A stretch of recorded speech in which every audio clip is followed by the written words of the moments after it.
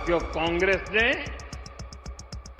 भारत के एक वैश्विक आयोजन को अपनी गंदी और नंगी राजनीति का अखाड़ा बना दिया।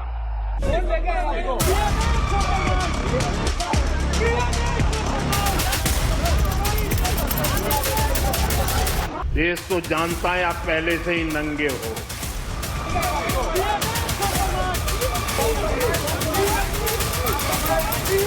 देश की सबसे पुरानी पार्टी वैचारिक रूप से कितनी दिवालिया हो गई है और पूरा देश कांग्रेस की इस रीति नीति पर फू हो रही है।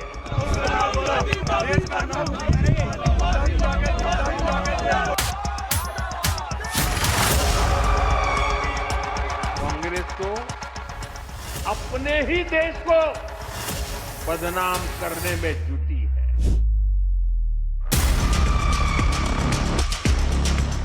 कांग्रेस के बेलगाम नेता देश को तबाह करने पर तुले हुए हैं।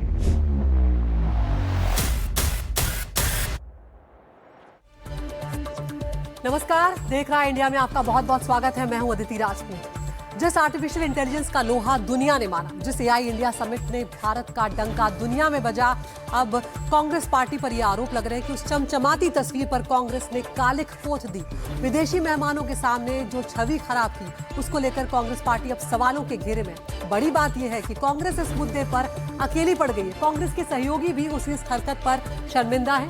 सहयोगी नेताओं ने हरकत को गलत बताया। अब प्रधानमंत्री ने कहा है कि कांग्रेस ने गंदी और नंगी राजनीति की है। कांग्रेस पर प्रहार करते हुए पीएम ने जमकर कोसा और कहा कि कांग्रेस ने सारी मर्यादाएं तोड़ते हुए अपना दिवालियापन दिखाया है।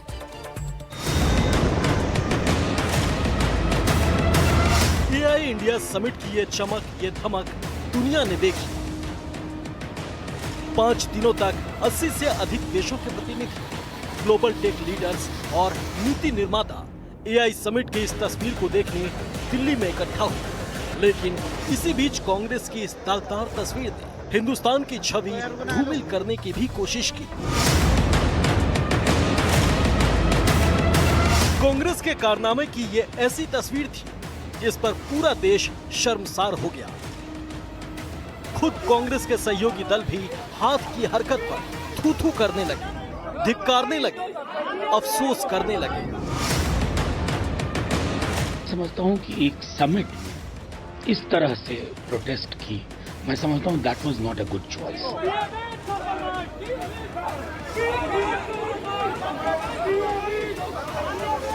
जो और हंगामा हुआ है इसके पक्ष में मैं नहीं हूं। कांग्रेस की इसी गंदी हरकत पर आज प्रधानमंत्री नरेंद्र मोदी ने भी जमकर प्रहार किया। मौका था दिल्ली मेरठ रैपिड मेट्रो के शुभारंभ का, लेकिन कांग्रेस की नापाक हरकत पर प्रधानमंत्री के मन में आक्रोश की ज्वाला भड़क रही थी। कांग्रेस के अंगारे जल रहे थे। लिहाजा पीएम मोदी के जुबानी शोलों ने कांग्रेस को आज दिवालिया और नंगा तक कर दिया। मैं कांग्रेस वालों को पूछता हूं, देश तो जानता है आप पहले से ही नंगे हो, फिर कपड़े उतारने की जरूरत क्या पड़ी? कांग्रेस के नेताओं ने वहां जो कुछ किया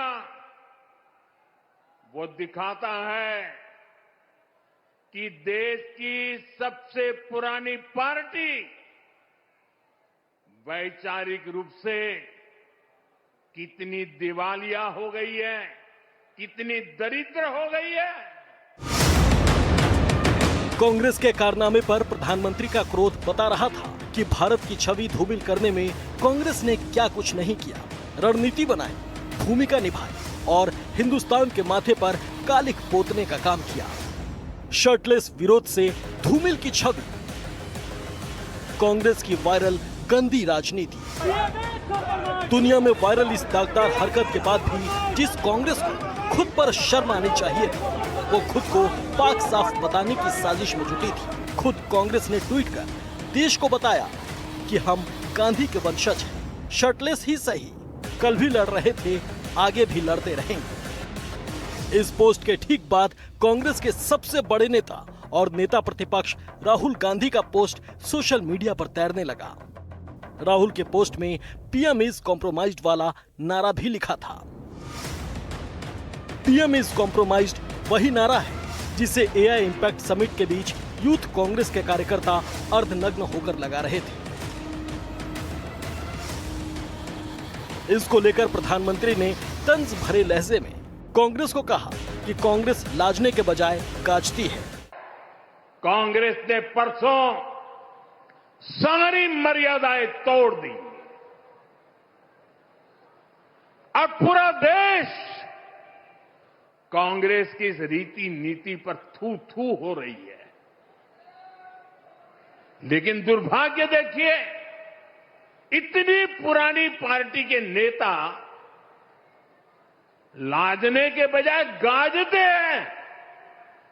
बेशर्मी के साथ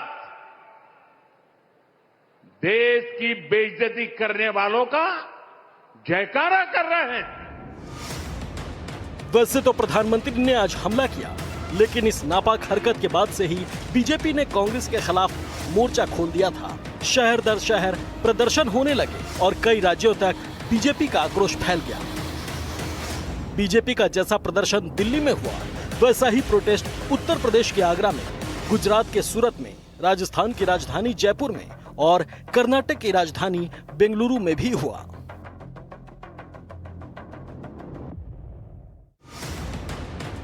कांग्रेस जिस हरकत पर अपनी पीठ थपथपा रही थी, उसी को कांग्रेस के सहयोगी बेशर्मी बताने लगे, जबकि प्रधानमंत्री ने कहा कि विपक्ष की बात ने भी इनका साथ नहीं दिया। ये सरकार झूठ बोलती है, सरकार धोखा देती है, वो अलग बात है, वो हम अपने इंटरनल उसमें लड़ लेंगे। अब तो पूरा देश जान गया कि बीजेपी झूठ बोलती है, तो उस तरह का प्रदर्शन नहीं करना चाहिए था जिससे फॉरेन डेलीगेट्स और फॉरेन कंट्री के सामने हमारी आपके देश का अपमान होता। समझता हूं कि एक समिट में इस तरह से प्रोटेस्ट की, मैं समझता हूं that was not a good choice. ये एक बेहतर विकल्प नहीं है, बावजूद इसके कि आक्रोश है, लोगों को क्लैरिटी नहीं है, लेकिन मैं समझता हूं दूसरा फोरम चुना जा सकता। कांग्रेस देश के लिए बोझ बन गई है और मुझे इस बात का संतोष है कि दिल्ली में जो घटना घटी, कांग्रेस के सभी साथी दलों ने कांग्रेस की भरपूर आलोचना करने की हिम्मत दिखाई है।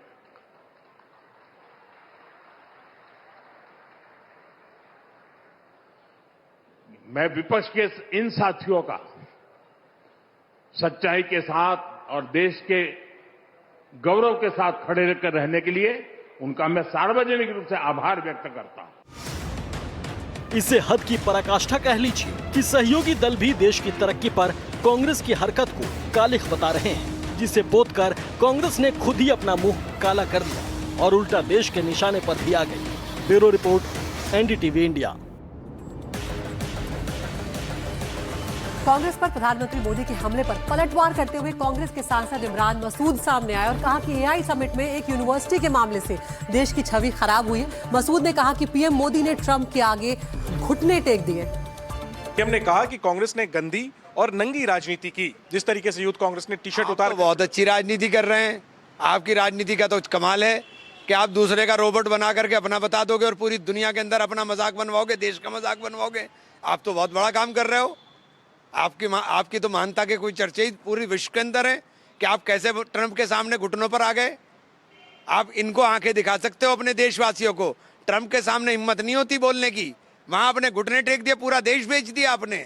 ट्रंप धड़ल्ले से कह रहा है कि मैं टैक्स लूंगा, दूंगा नहीं, मैं टैक्स लूंगा, दूंगा नहीं, लेकिन आप में हिम्मत नहीं है कि आप बोल दें। आप आंख यही दिखा सकते हो। विश्व गुरु हैं आप विश्व गुरु हैं। कहाँ के गुरु हैं आप? कहाँ के गुरु हैं? आपका अपमान जब प्रधानमंत्री का अपमान होता है, आपका अपमान नहीं होता, वो प्रधानमंत्री का अपमान होता है। और जब प्रधानमंत्री का अपमान होता है तो देश का अपमान होता है। आप देश का अपमान करा रहे हो ट्रंप के हाथों। लेकिन जिस तरह यूथ कांग्रेस के कार्यकर्ताओं ने प्रदर्शन किया, उसको आप सही ठहरा रहे, क्योंकि आपके खुद के सहयोगी बीएसपी, सपा, तृणमूल कांग्रेस सबने एक लाइन से कहा है कि ये अच्छा नहीं किया। एक बात तो बताइए, नौजवान परेशान है और क्या करेगा? नौजवान परेशान है तो और क्या करेगा? ये तो आपके साथी लोग भी कह रहे हैं, लेकिन मेरे साथ वो भी तो मुझे विपक्ष अपने में से मतलब है, मुझे अपने से मतलब है। और मेरा बिल्कुल स्पष्ट मानना है, इन लोगों से अगर लड़ना है तो सीधे सीधे कांग्रेस लड़ सकती है। इनमें लड़ने की हिम्मत सिर्फ राहुल गांधी के अंदर है, जो इनसे सीधे बात कर सकता है। आप ये कह रहे हो ये समाजवादी पार्टी है, तृणमूल कांग्रेस, मैं ये कह रहा हूं, लड़ नहीं सकते, इसलिए सीधे लड़ने की, हाँ कहीं ना कहीं कंप्रोमाइज कर लेते हैं। सीधे लड़ने की हिम्मत राहुल गांधी में, राहुल गांधी के अलावा किसी में हिम्मत नहीं है। उधर प्रधानमंत्री मोदी ने कांग्रेस के साथ साथ राहुल गांधी पर भी निशाना साधा। बिना नाम लिए क्या कुछ प्रधानमंत्री ने कहा, सुनवाते हैं। सिर्फ और सिर्फ सरफरे नेता, कांग्रेस के बेलगाम नेता देश को तबाह करने पर तुले हुए हैं। अगर आपको प्रधानमंत्री की कुर्सी पर बैठना है तो पहले आपको जनता के दिल जीतने पड़ेंगे।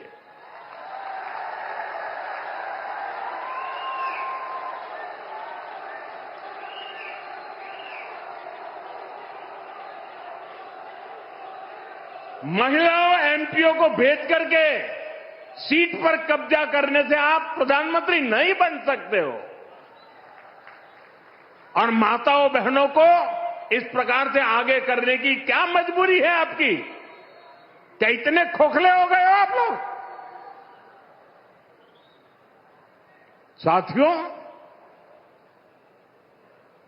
कांग्रेस देश के लिए बोझ बन गई है और मुझे इस बात का संतोष है कि दिल्ली में जो घटना घटी, कांग्रेस के सभी साथी दलों ने कांग्रेस की भरपूर आलोचना करने की हिम्मत दिखाई है।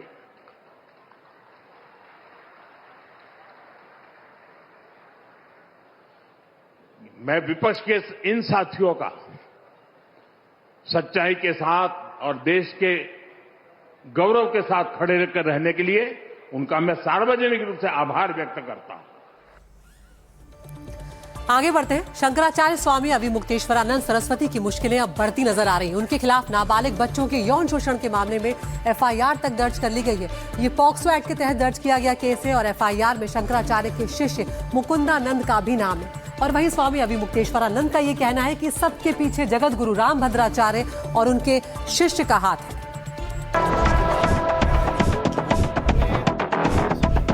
शंकराचार्य पर लटकी गिरफ्तारी की तलवार, यौन शोषण के आरोप, पॉक्सो एक्ट में केस।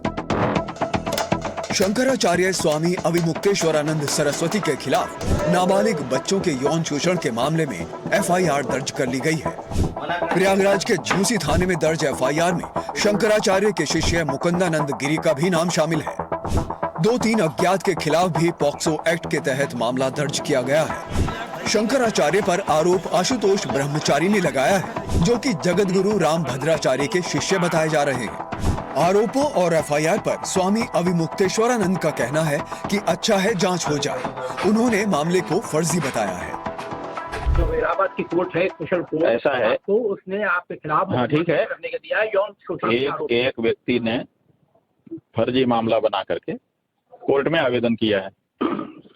अब कोर्ट अगर उसको दर्ज नहीं करेगी तो जांच कैसे होगी? तो कोर्ट ने कहा होगा कि दर्ज करो, दर्ज करके इस पे जांच करो, जांच करके ही तभी तो गवाही साखी होगी, तभी तो निर्णय होगा। तो इसलिए इसमें क्या बाधा है? सांच को क्या आंच है? और फर्जी जो है वो कितना दिन तक सच रहेगा? वो तो फर्जी निकल ही आएगा। तो इसलिए हम स्वागत करते हैं कि न्यायालय ने उसको दर्ज करने का आदेश कर दिया। दर्ज करके जांच हो जाए, गवाही साखी हो जाए और जल्दी से जल्दी इस मामले को लंबी तारीखें न देते हुए सुनवाई की जाए, ताकि दूध का दूध पानी का पानी हो जाए। लंबे समय तक इस तरह के मामले बनाए रखने से जनता में भ्रम फैलता है। एफआईआर के मुताबिक ये मामला 13 जनवरी 2025 से 15 फरवरी 2026 के बीच का बताया गया है। शिकायत में आरोप लगाया गया कि स्वामी अविमुक्तेश्वरानंद और उनके शिष्य ने 2 शिष्यों के साथ यौन शोषण किया। इनमें एक नाबालिग बताया गया है। एफआईआर में यह भी दावा किया गया है कि 2025 के कुंभ मेला और 2026 के माघ मेला के दौरान लगे शिविरों में भी इन घटनाओं को अंजाम दिया गया। आरोप है कि शिविर के भीतर ही नहीं बल्कि स्वामी के कैंप के बाहर खड़ी गाड़ी में भी शोषण की घटनाएं हुई। शिकायतकर्ता के रूप में आशुतोष ब्रह्मचारी का नाम सामने आया है, जिनका कहना है कि उनके पास पीड़ित शिष्य पहुंचे थे। तो वहीं अविमुक्तेश्वरानंद सरस्वती का कहना है कि आरोप लगाने वाले आशुतोष ब्रह्मचारी खुद हिस्ट्री शीटर हैं। उनके पीछे जो लोग हैं उनकी भी मंशा एकदम साफ है और वो व्यक्ति हिस्ट्री शीटर है, बहुत बड़ी लंबी उसकी हिस्ट्री है। कांदला थाना जो शामली का है, उस थाने की दीवार पे हिस्ट्री शीटरों के नाम लिखे हैं, उसमें उसका नाम लिखा हुआ है। जो 34वें नंबर पर उसका नाम लिखा हुआ है कि हिस्ट्री शीटर ये है।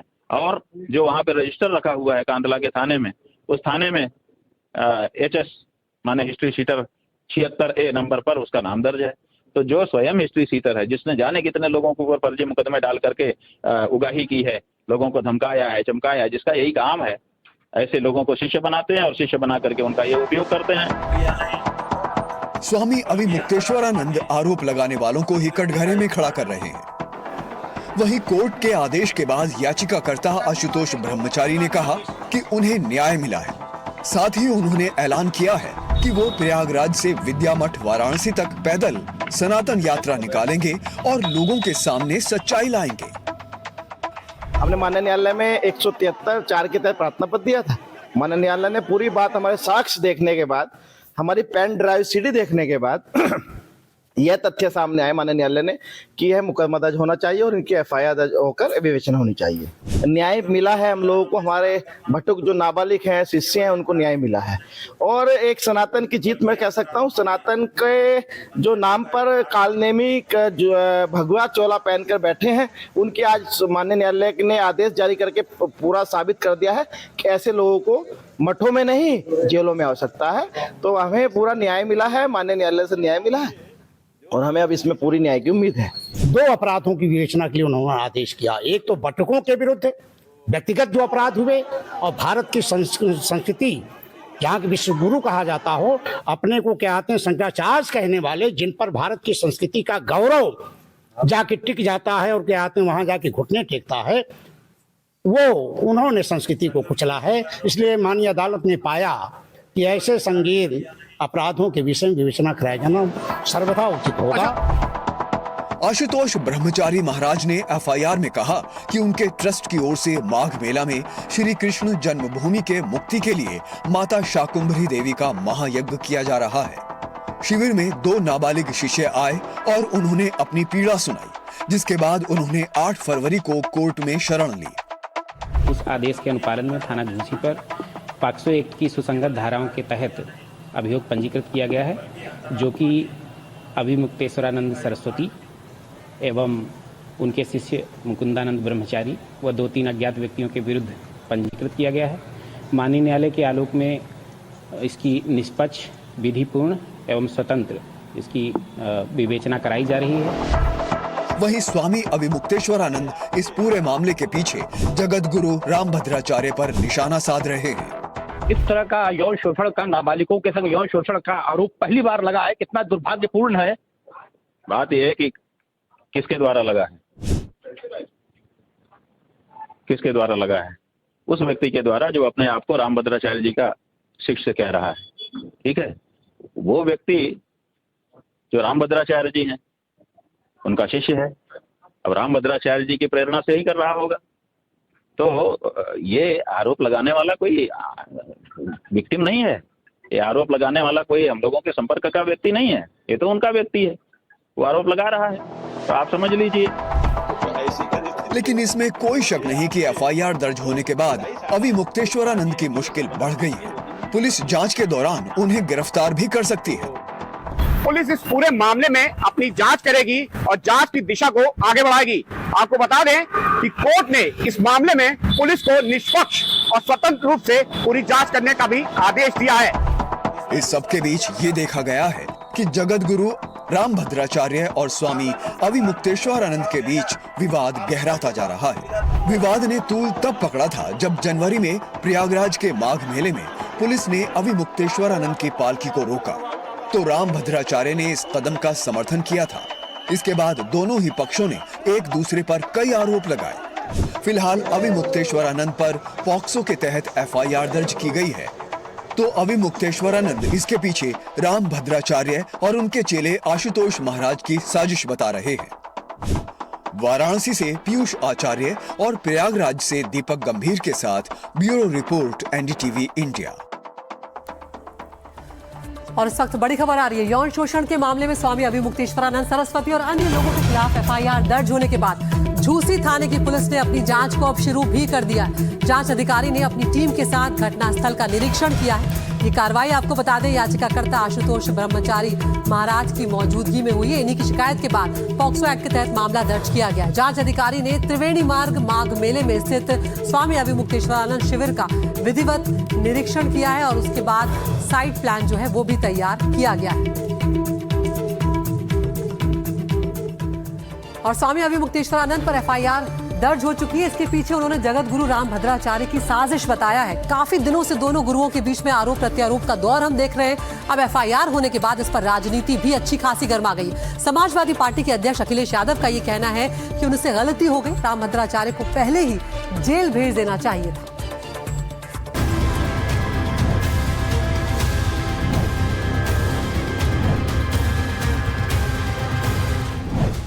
शंकराचार्य अभिमुक्तेश्वरानंद सरस्वती पर एफआईआर दर्ज हो चुकी है। शंकराचार्य इसके पीछे जगत गुरु रामभद्राचार्य का हाथ बता रहे हैं। जिसने शिकायत दर्ज कराई है उसे रामभद्राचार्य का चेला और हिस्ट्री शीटर बता रहे हैं। मामला गर्माता जा रहा है और अब इस पर राजनीति भी तेजी से गर्मा रही है।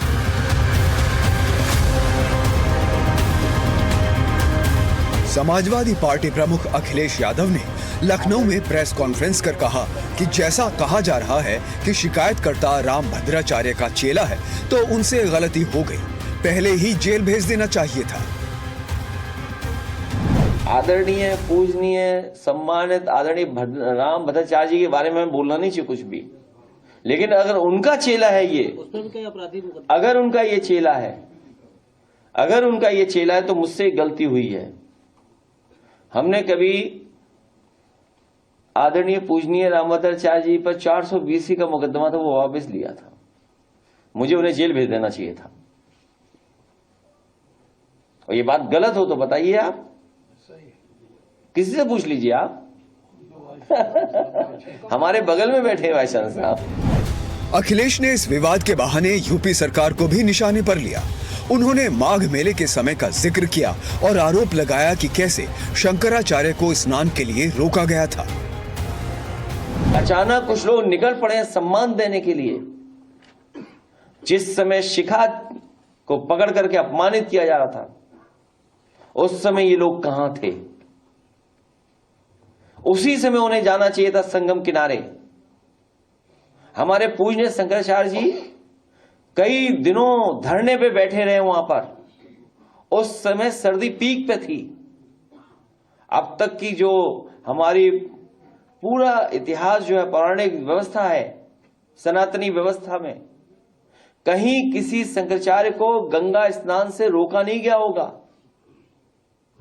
लेकिन ये पहली बार हुआ है सरकार में कि उन्हें स्नान करने से भी रोका गया। शंकराचार्य के मुद्दे पर यूपी में जुबानी जंग कई दिनों से जारी है। कुछ दिन पहले सीएम योगी ने कहा था कि हर व्यक्ति अपने नाम के आगे शंकराचार्य नहीं लिख सकता। शंकराचार्य नहीं लिख सकता। हर व्यक्ति हर पीठ के आचार्य के रूप में जाकर के जहां तहां वातावरण खराब नहीं कर सकता। उन मर्यादाओं का पालन सबको करना होगा। और अगर वो शंकराचार्य थे तो क्यों आप लोगों ने लाठीचार्ज किया था वाराणसी में? क्यों एफआईआर लॉन्च किया था? आप नैतिकता की बात करते हैं। सीएम योगी ने कहा था कि शंकराचार्य लिख देने से कोई शंकराचार्य नहीं हो जाता। इसका जवाब अखिलेश यादव ने देते हुए कहा कि केवल कान छिदवाने और पहनावे से बाबा नहीं हो जाता। अरे बाबा शंकराचार्य नहीं हो सकता, इस पे क्या कहोगे? वो तो सही कहा उन्होंने। जब आईने में देखते होंगे तो लगता होगा ये बाबा ही नहीं है कोई। कहा है कि सपा को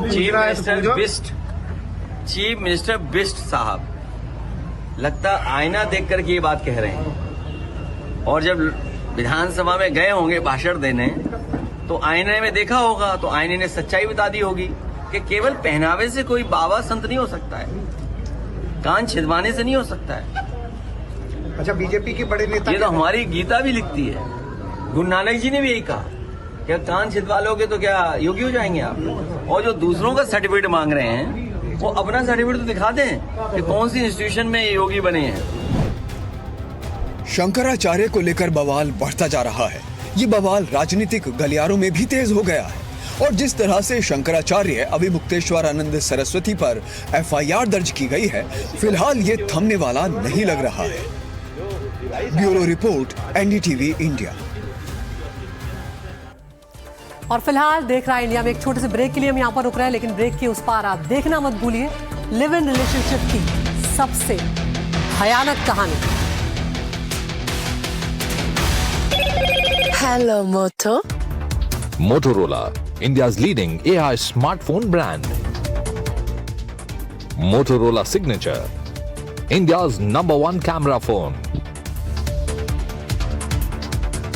Grab Motorola Signature today.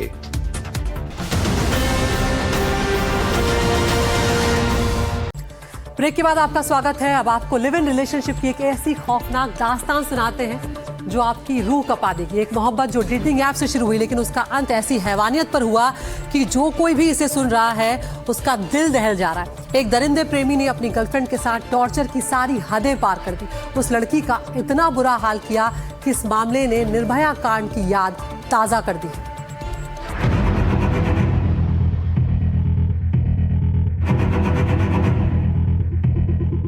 मां मुझे बचा लो, नहीं तो मैं मर जाऊंगी।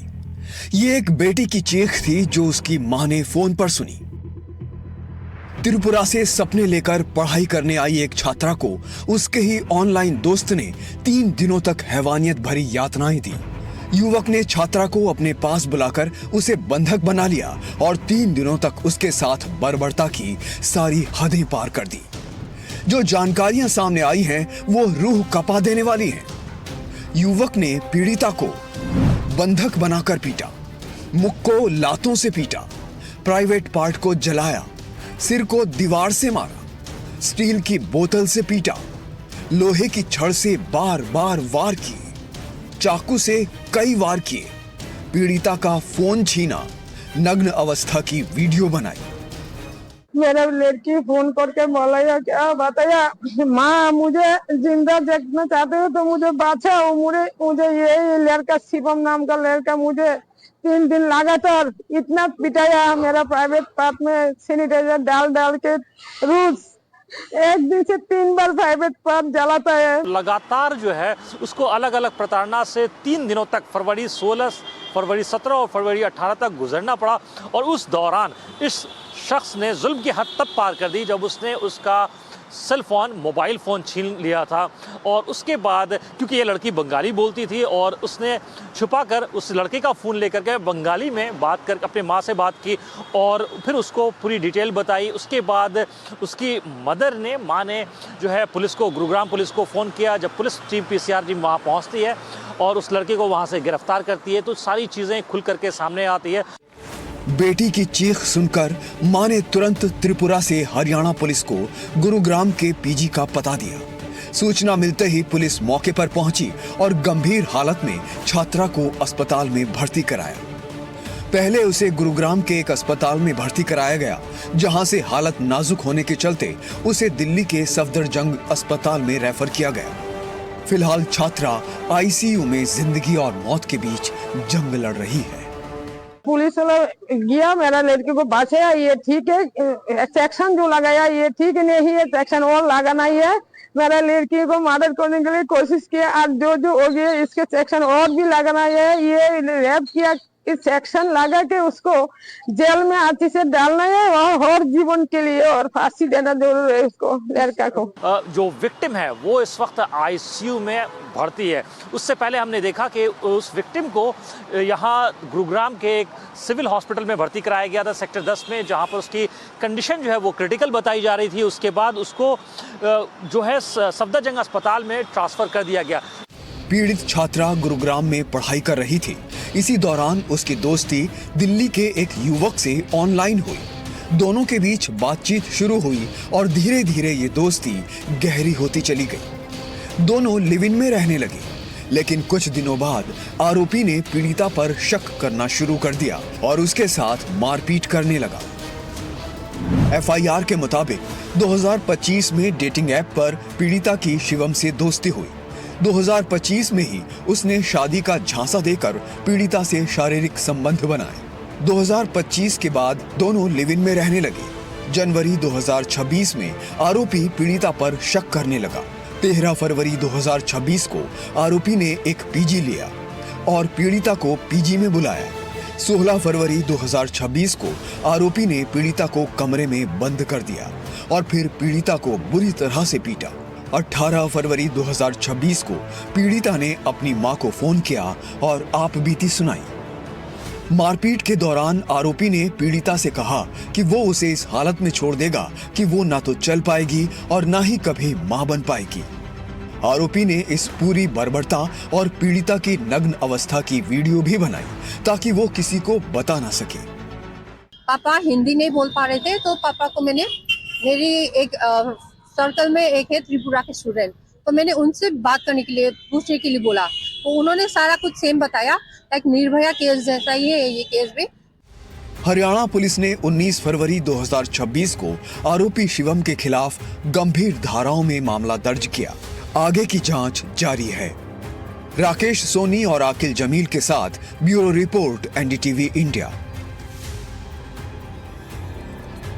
और अब आगे बढ़ रहे हैं। भारत में लश्कर की बड़ी साजिश नाकाम कर दी गई है। दिल्ली पुलिस ने एक आतंकी मॉड्यूल का भांडा फोड़ किया। 7 बांग्लादेशी समेत 8 संदिग्ध आतंकियों को अब गिरफ्तार कर लिया गया।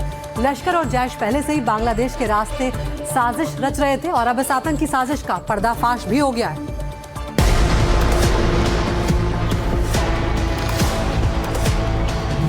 बड़ी आतंकी साजिश बेनकाब, 8 संदिग्ध आतंकी गिरफ्तार।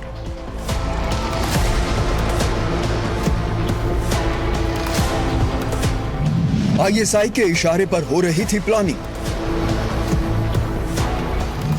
दिल्ली पुलिस की बड़ी कामयाबी। दिल्ली पुलिस ने तमिलनाडु और पश्चिम बंगाल से 8 संदिग्धों को गिरफ्तार किया है। ये संदिग्ध पाकिस्तान की आईएसआई और बांग्लादेशी आतंकी संगठनों की मदद से बड़े आतंकी हमले की साजिश रच रहे थे। ये साजिश कितनी बड़ी थी? दिल्ली से लेकर बंगाल, तमिलनाडु और फिर सीधे तार जुड़ते हैं बांग्लादेश से। दिल्ली पुलिस को जब खुफिया एजेंसियों से आतंकी हमले का अलर्ट मिला तो ये कार्रवाई की गई। तमिलनाडु से 6 संदिग्ध और पश्चिम बंगाल से 2 संदिग्ध आतंकियों को गिरफ्तार किया गया। ये सभी आरोपी पाकिस्तान की खुफिया एजेंसी आईएसआई और बांग्लादेश के आतंकी संगठनों के समर्थन से देश में बड़ी आतंकी वारदात की योजना बना रहे थे। मिजानुर रहमान, मोहम्मद शबाब, उमर, मोहम्मद लिटन, मोहम्मद शाहिद, मोहम्मद उज्जवल, 6 संदिग्ध तमिलनाडु से गिरफ्तार, 2 संदिग्ध पश्चिम बंगाल से गिरफ्तार। मॉड्यूल बस्ट किया है जो कि एक लश्कर का हैंडलर बांग्लादेश से बैठ के हैंडल कर रहा था और किसी बड़ी अनहोनी घटना को प्रिवेंट कर लिया गया है। बैकग्राउंड केस की ये है कि 7 फरवरी को दिल्ली के कश्मीरी गेट मेट्रो और आसपास के कुछ मेट्रो स्टेशंस पे पिलर्स पे एंटी नेशनल पोस्टर्स फिक्स कर दिए गए थे। लश्कर से जुड़े इस आतंकी मॉड्यूल का भांडाफोड़ कैसे हुआ ये भी आपको बताते हैं। 7-8 फरवरी को दिल्ली और कोलकाता के कई मेट्रो स्टेशंस पर फ्री कश्मीर और कश्मीर में जेनोसाइड बंद करो जैसे पोस्टर लगाए गए। पोस्टर लगने के बाद सुरक्षा एजेंसियां अलर्ट हो गईं और दिल्ली पुलिस स्पेशल सेल ने जांच शुरू कर दी। जांच के दौरान सबसे पहले पश्चिम बंगाल के मालदा से 2 लोगों को गिरफ्तार किया गया। इनकी पहचान उमर फारूक और रोबेल उल इस्लाम के रूप में हुई। मोबाइल फोन की जांच और पूछताछ के बाद पुलिस को तमिलनाडु के तिरुप्पुर जिले में छिपे अन्य साथियों का सुराग मिला। इनके जो अब तक के मंसूबों से पता चला है कि देश के डिफरेंट कोनों में अलग अलग जगहों पे जहां हैवी फुटफॉल एरियाज होते हैं या सेंसिटिव एरियाज होते हैं, ये उसको टारगेट करने का प्लान बना रहे थे और इन्होंने उसी के चलते इनके पास से कुछ ऐसा वीडियोस भी बरामद हुए हैं जिससे पता चलता है कि ये किसी कार्रवाई को अंजाम देने में थे, वेपन से इकट्ठा करने के उसमें थे।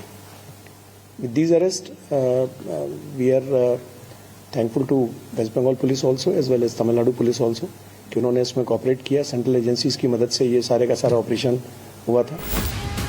सामने आया है कि ये लोग सोशल मीडिया पर पाकिस्तान में मौजूद आतंकवादी संगठनों के समर्थन में सामग्री पोस्ट कर रहे थे।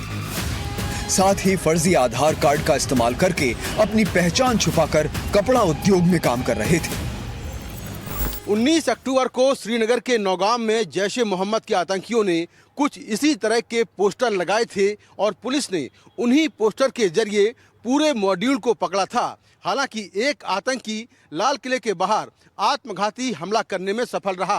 अब उसी तर्ज पर जैश ए मोहम्मद के इन आतंकियों ने दिल्ली और कोलकाता में तमाम जगहों पर ऐसे ही पोस्टर लगाए थे और पुलिस को इन्हीं पोस्टर के जरिए इन आतंकियों की, इस सिंडिकेट की लीड मिली। दिल्ली पुलिस ने इस ऑपरेशन के दौरान 8 मोबाइल फोन और 16 सिम कार्ड्स बरामद किए हैं, जिनका इस्तेमाल ये लोग विदेशी हैंडलरों से संपर्क में रहने और एनक्रिप्टेड चैटिंग के लिए करते थे। शनिवार को ही केंद्रीय खुफिया एजेंसियों ने संकेत दिया था कि पाकिस्तान के आतंकवादी संगठन लश्कर ए तैयबा ने भारत के प्रमुख धार्मिक स्थलों को निशाना बनाने की सूची में रखा है, जिसके बाद सुरक्षा एजेंसियों ने लाल किले के पास खतरे को लेकर अलर्ट जारी किया है। जांच में सामने आया है कि इस पूरे मॉड्यूल को बांग्लादेश से हैंडल किया जा रहा था। एक हैंडलर शब्बीर अहमद लोन इनको निर्देश दे रहा था। सूत्रों के मुताबिक शब्बीर ने अपना बेस बांग्लादेश में बना रखा था।